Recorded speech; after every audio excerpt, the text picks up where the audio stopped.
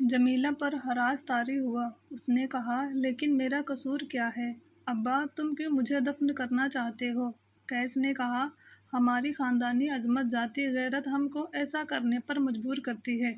جمیلہ رونے لگی۔ اس نے ہاتھ جوڑ کر کہا، ابا، پیارے ابا، اگر تم مجھے کھانا اور کپڑے نہیں دے سکتے مت دو، میں ننگی اور بھوکی رہ لوں گی۔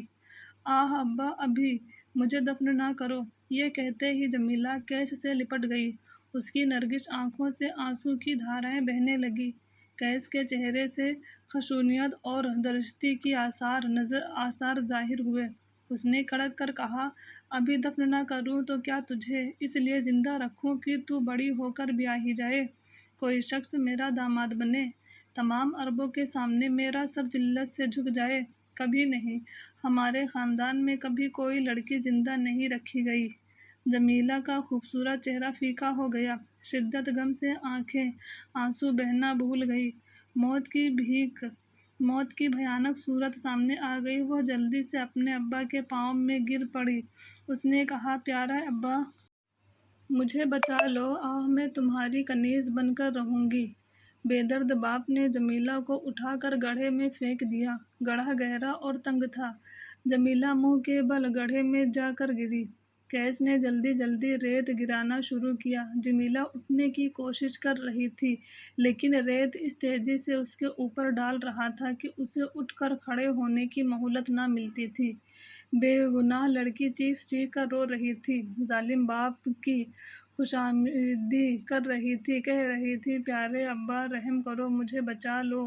ہائے، ابھی میرے مرنے کے دن نہیں ہیں۔ لیکن قیس پر اس کے رونے عاجزی کرنے کا کوئی اثر نہ ہوتا تھا۔ وہ برابر ریت ڈالنے میں مشغول تھا۔ جمیلہ نے ایک دفعہ کوشش کی، پوری طاقت سے کوشش کی۔ وہ اٹھ کھڑی ہو گئی۔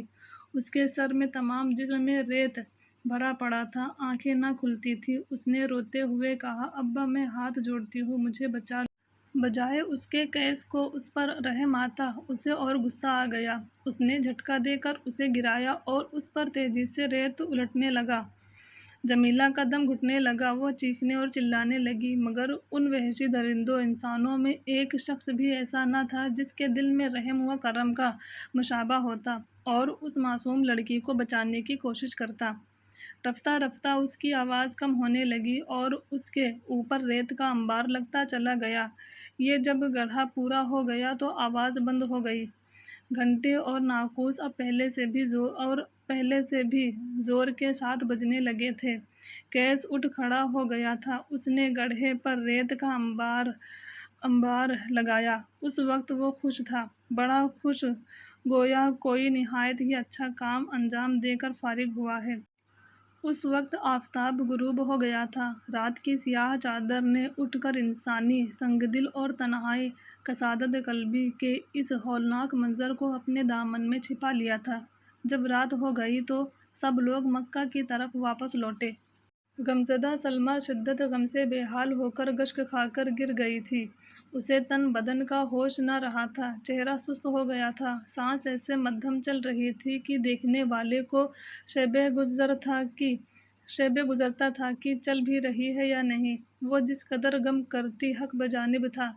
جمیلہ کو اس نے بڑے ناز و نم سے پالا تھا۔ چونکہ اس کے اور کوئی اولاد نہ تھی، اس لیے اس کی محبت جمیلہ کی ذات تک محدود ہو کر رہ گئی تھی۔ وہی اس کی محبت کا درخشاں ستارہ، منور چاند اور جگمگاتا ہوا سورج تھا۔ آج اس کی مسرت کا خاتمہ ہو گیا تھا۔ دنیا اندھیری ہو گئی تھی۔ وہ جس قدر غم کر سکتی تھی کرتی، مگر جب غم حد سے گزر گیا تو ضبط نہ کر سکی اور غش کھا کر گر گئی۔ گھر میں کوئی بھی باقی نہ رہا تھا۔ کون اسے اٹھاتا، کون دوڑ دھوپ کر کے اسے ہوش میں لاتا؟ غمزدہ سلمیٰ دھوپ میں پڑی تھی، مدہوش تھی، غافل پڑی تھی، یہاں تک کہ آفتاب غروب ہو گیا۔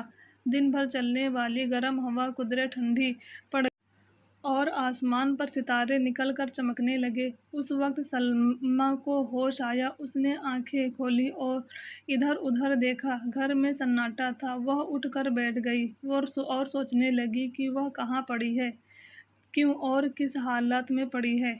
رفتہ رفتہ اسے تمام باتیں یاد آ گئیں۔ جو دوپہر کو پیش آئی تھی۔ جمیلہ کو نہلا کر بنانا، سنوار کر دلہن بنانا، اس کے بعد قیس کا اسے زندہ دفن کر کے لے جانا، اس خیال کے آتے ہی اس کا دل ہل گیا، کلیجہ کانپ گیا، سینے میں پھونک اٹھی اور محبت کا دریا امنڈ آیا۔